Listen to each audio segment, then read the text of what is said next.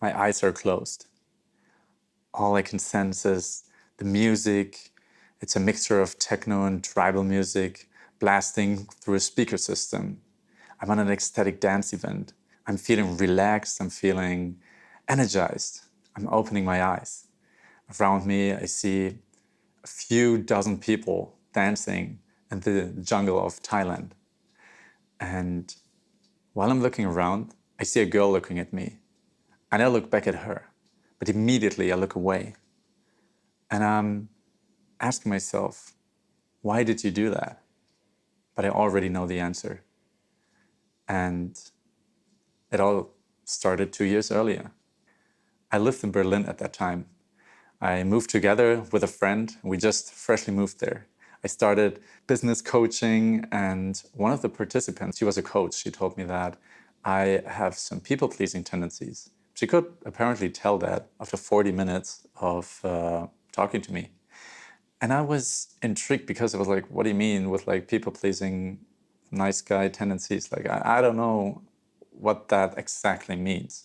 I remember exactly starting to Google what the symptoms are and what that means and if I can relate to that or not.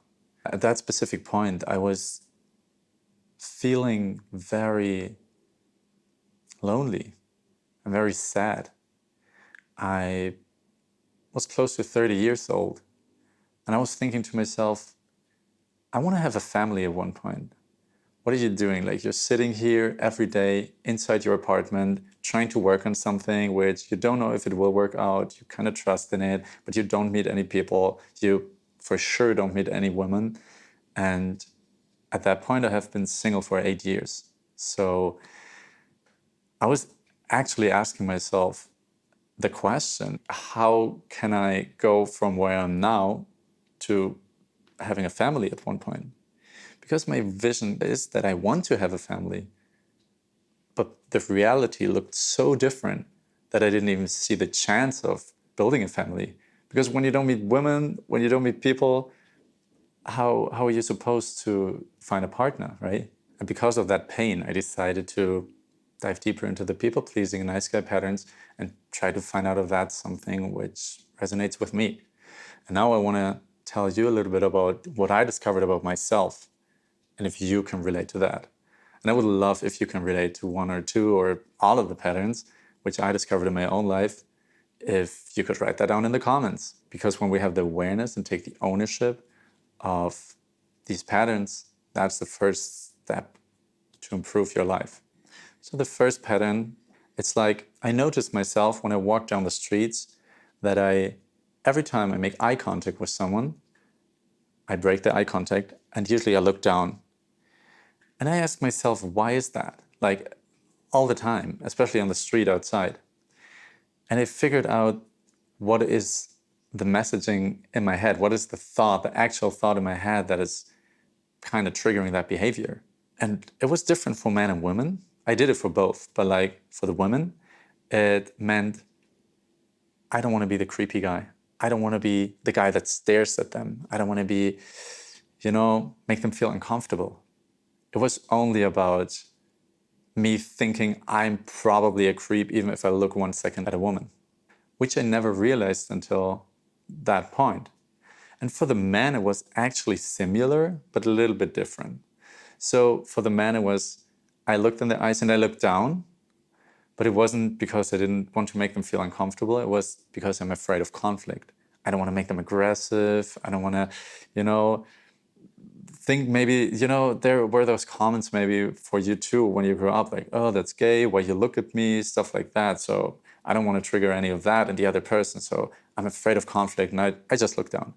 Me being at that ecstatic dance event, I kind of realized I want to dance with others. I would have loved to dance with someone together. But the first step to build a connection with someone is eye contact. And I broke it every single time when I looked at somebody. That was mind blowing to me, to be honest.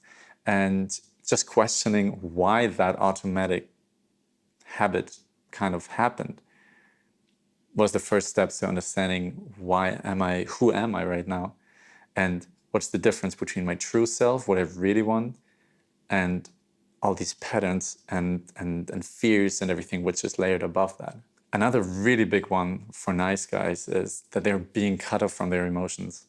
And you hear it all the time from men, like in general, that they're not emotional, they don't need that as much, women are way more emotional. And while it's true that hormones can support that progress, and while women go through this 30-day cycle, men have the same emotions. Like we also have fear, we have anger, we have sadness, we have joy, but we never learn how to name them, how to feel them.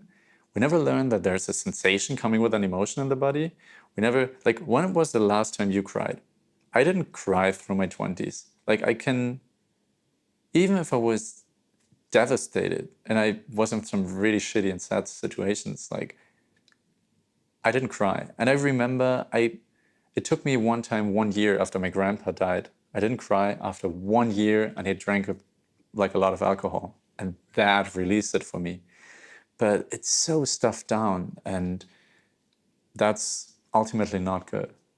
The next really big one was that I'm afraid to communicate needs, wants, and boundaries, especially boundaries, but also needs. Like it manifested in so many situations. For example, still until this point, when I'm texting, especially women, but also maybe my boss, whom I'm working for, and I text them and I ask something from them, or I set a boundary. I said, like, no, that's not cool. I have this immense fear inside of myself that they're going to be mad at me, that they're going to shut me down. And usually it never happens. It's just like a lot of times it's actually a good response. It's like, oh yeah, I understand.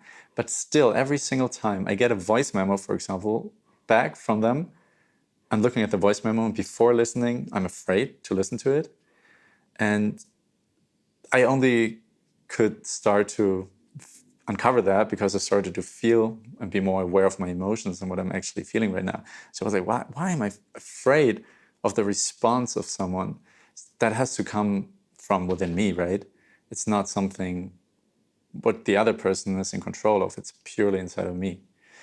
So if that's you and you have that with like your girlfriend, your wife, any partner, or also just friends or colleagues. Like when you set a boundary, when you say no to something, or you don't even say no because you're always like, I don't know, I'm enjoying spending time with them. They always make the plans. I'm just taking along. I don't have a problem with that. Ask yourself, is it because you're like, is that your true self? Do you really have no opinion?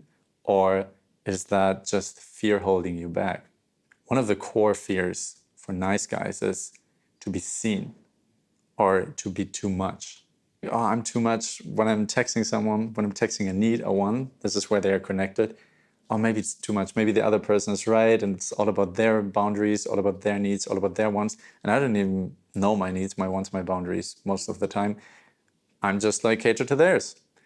And that is really scary to find out at first. It's like, because the whole identity for nice guys is built around, oh no, I'm a good person. And that's who I am. And I'm just tagging along. And that's nice.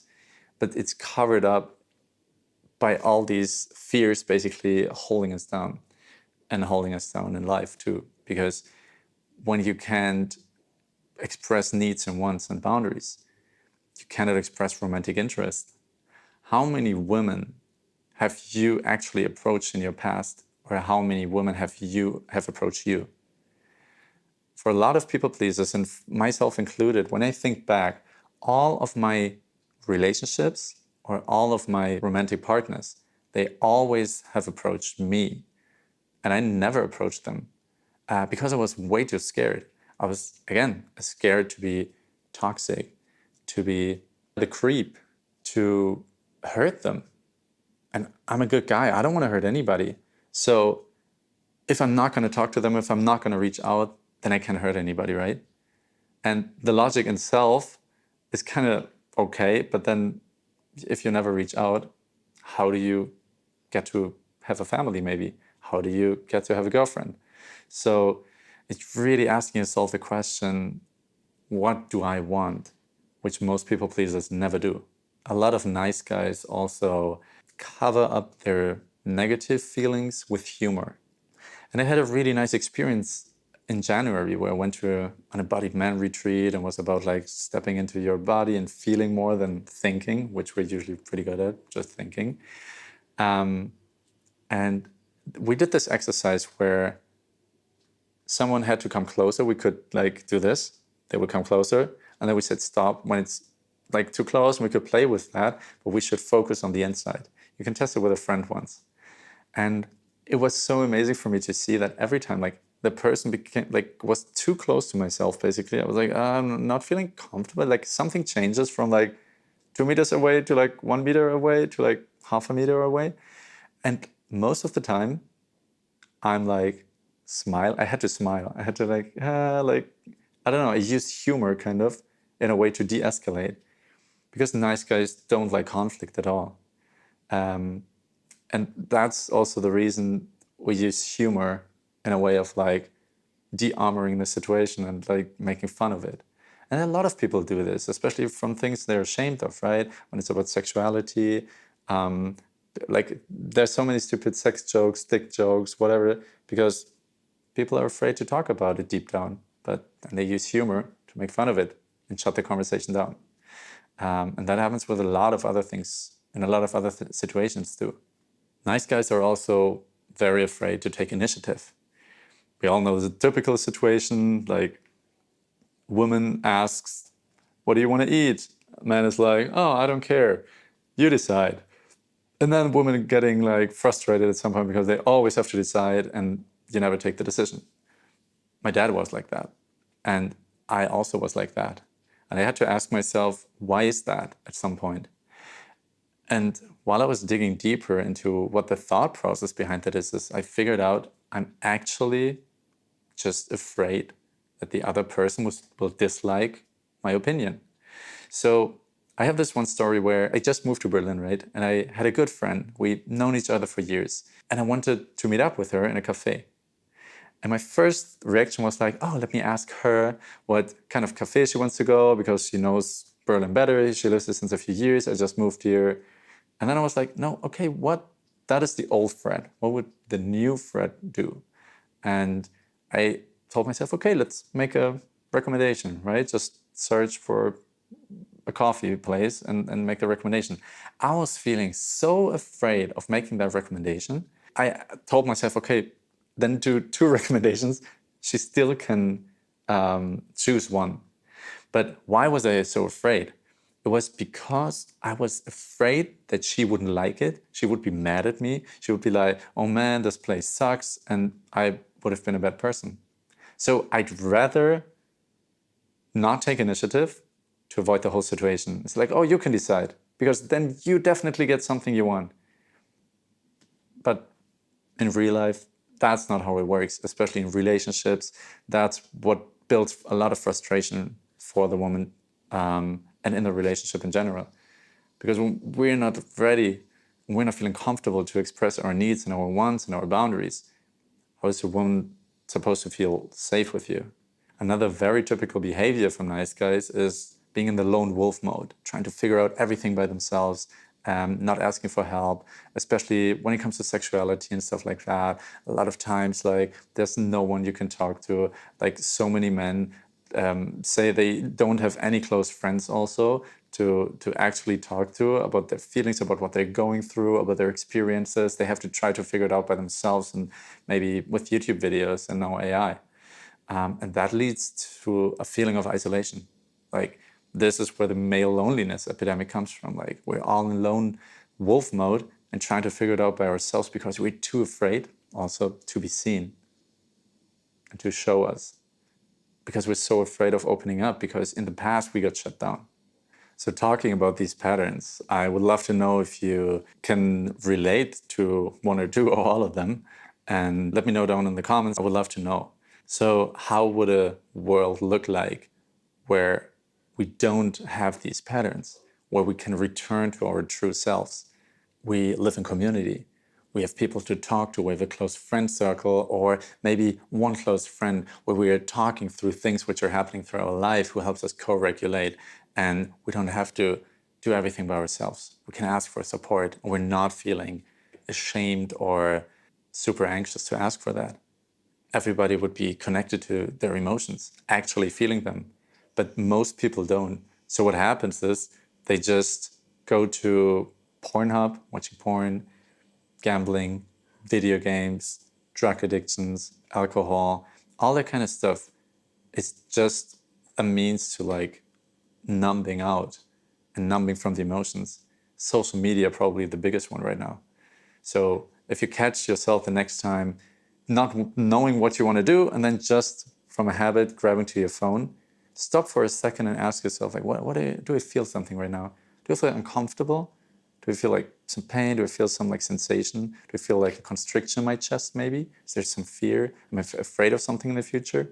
Because in the past, so many people, like, we didn't have all these distractions and people were actually moving through these emotions. But nowadays, everything is getting shut down because there's Netflix, there's all the streaming services, there's social media, and even only with those, it would be enough to distract you for a lifetime. But nobody looks back at the end of his life and says like, oh yeah, you remember that one Netflix movie in 2025 that changed my life.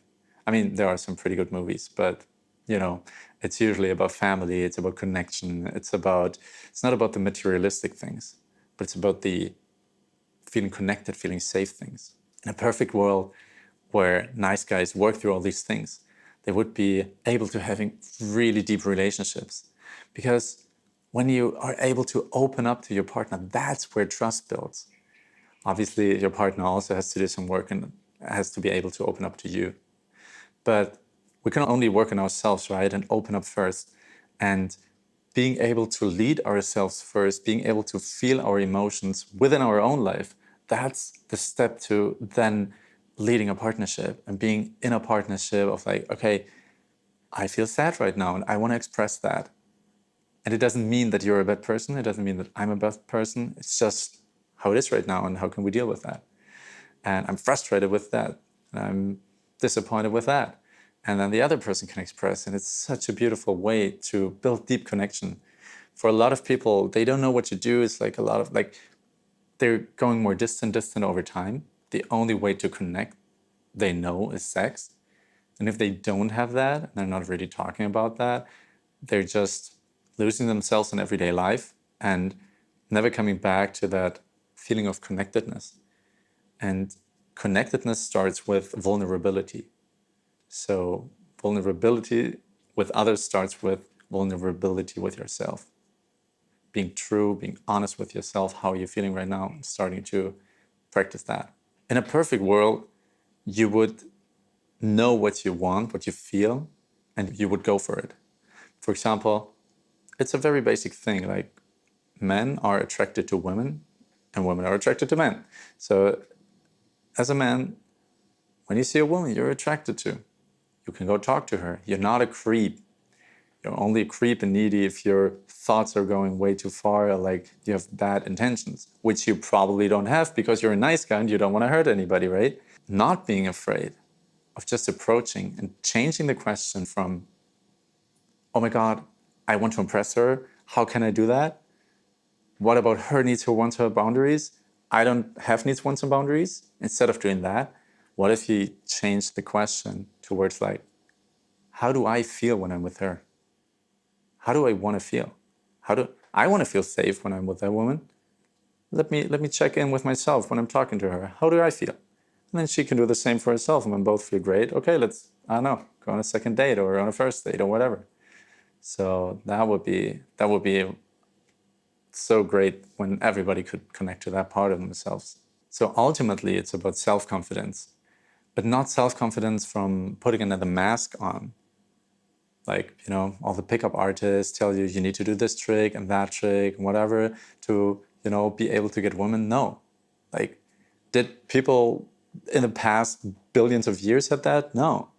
It's about removing the layers and coming back to our true self. That's what's important. And I know from my 20s that I had a lot of resistance towards that thinking because I was only in that one social media bubble. And you only see the women who is super superficial and they're never like, they're like, I want a man with over 6 foot, more than 100K a year, whatever, like, all these superficial things. And nobody's talking about emotions and stuff like that. So we're chasing these things, thinking like, oh, we need to have this. We need to go to the gym. We need to, do all of that kind of stuff to be able to even attract one woman. But it's not true. The real world looks way different than the online world, but I understand that it's so hard to get out of that. And it's really important. That's why I said like community is the number one key. Community of real people, of people who support you on your journey and say like, okay, no, that's not how it goes. Like, that's like, look outside here and we have this resource, and look at that and talk to that girl. Like, she's completely different than the online version of like whatever you're watching. So we know a lot of you will judge yourself right now probably because you're looking through the whole list and like, fuck, I'm not there yet. I know, because I'm the same. And it takes a lot of work and a lot of time and like to change that into self-love and not into self-hate. And it's not something which, you can just change with the click of a button. But it's worth it to explore this more. And I'm here with a podcast and I want to do more content around that in the future, how my journey is going, give the knowledge and the wisdom I learned towards you. So if you're interested in how to shift from being a nice guy to becoming an authentic leader for yourself, for your family, for your community, then follow my content. And you can also follow my Instagram. I just set it up really freshly. But I'm going to post some more content there also. And yeah, let's receive a breath together really quick.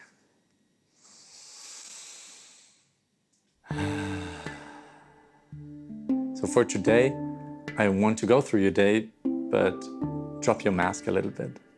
Try to see the difference between your true self, the calm, the confident, the one that feels safe, the one that is curious, energized, the one you've been as a kid probably at one point.